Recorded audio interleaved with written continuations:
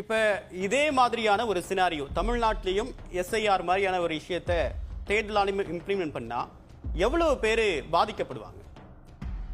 ரொம்ப பேர் பாதிக்கப்படுவாங்க. இப்போ அவங்க என்ன சொல்றாங்க, இப்ப இந்தியா முழுக்க இது நாங்க பண்ண போறோம் அப்படின்றது அவங்க ஒரு முதல்ல இது வரைக்கும் அவங்க ஓட்டர் லிஸ்ட்ல பண்ணிருக்கிற மேனிப்புலேஷனை மறைக்கிறதுக்காக கூட இந்த எஸ்ஐஆர் அவங்க ஆரம்பிச்சிருக்கலாம்.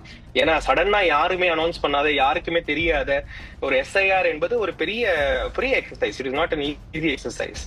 அப்ப தமிழ்நாட்டுல இப்ப நீங்க பண்ணீங்கன்னா இப்ப என்ன பண்ணுவாங்கன்னா, இந்த பீகார்ல கொடுத்த மாதிரி ஒரு ஃபார்ம் கொடுத்து ஃபில்அப் பண்ண சொல்லுவாங்க.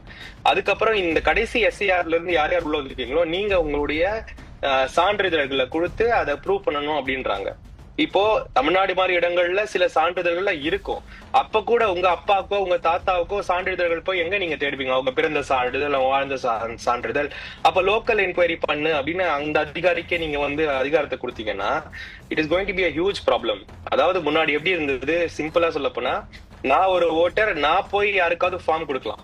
இந்த மாதிரி ஃபார்ம் 7 கொடுத்து இவரு எங்க அப்பா அவர் இறந்துட்டாரு, இவர் என் பேர் எடுங்க அப்படின்னு நம்ம சொல்லலாம். இப்போ போன பீகார்ல டிசம்பர்ல தான் அந்த மாதிரி பல பேர்களை எடுத்திருக்காங்க, பல பேரை சேர்த்திருக்காங்க. இப்ப யாரு அந்த ஃபார்மை கொடுத்தாலும் இப்ப என்னையே நீங்க ப்ரூவ் பண்ண சொல்றீங்களே, நான் இந்த நாட்டுடைய சிட்டிசன் நான் ப்ரூவ் பண்ணணும்னா எப்படி? அது நான் இருக்கிறேன்ல கூட நான் இந்த நாட்டோட சிட்டிசன், நான் இங்கதான் பிறந்திருக்கேன்றதெல்லாம் ப்ரூவ் பண்ணுவேன். எப்படி எனக்கு இதை எதிர்த்துதான் என்ஆர்சி எதிர்த்துதான் இந்த போராட்டம் நடந்தது. இந்த என்ஆர்சியை மறைமுகமாக இவங்க ஓட்டர் லிஸ்ட் மூலம் கொண்டு வராங்கன்றதுதான் பார்வை. இன்னார் வாக்களிக்கணும், இன்னார் வாக்களிக்க கூடாது, இவங்க நமக்கு எதிரான வாக்காளர்கள் அப்படின்னு டார்கெட் பண்ணி அவங்கள அந்த லிஸ்ட்ல இருந்தே தூக்குறது மூலமாக தமிழ்நாட்டுல ஆட்சியை கைப்பற்ற அளவுக்கு இந்த வியூகம் இருக்கு. அந்த டேஞ்சர் தான் இருக்குன்றேன். அந்த டேஞ்சர் எங்க வேணாலும் அது பாசிபிள் ஆகலாம். நீங்க ஓட்டர் லிஸ்ட் வந்ததுக்கு அப்புறம் உங்களுக்கு டைமே கிடைக்காது அந்த அப்ஜெக்ஷன்ஸ் எல்லாம் கொடுக்கறதுக்கு.